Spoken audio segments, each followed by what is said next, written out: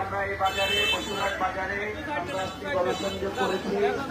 জনগণের যে অভূতপূর্ব দাঁড়িপাল্লার প্রতি 11 দলের প্রতি তারা দিয়েছেন, এর মাধ্যমে প্রমাণিত হয়েছে ইনশাআল্লাহ আগামী দিনে বাংলাদেশ জামাত ইসলামীর নেতৃত্বে বাংলাদেশে 11 দলীয় জোট রাষ্ট্র ক্ষমতা পরিচালনা করবে ইনশাআল্লাহ। আগামী দিনে ডক্টর শফিকুর রহমান হবেন বাংলাদেশের প্রধানমন্ত্রী ইনশাআল্লাহ।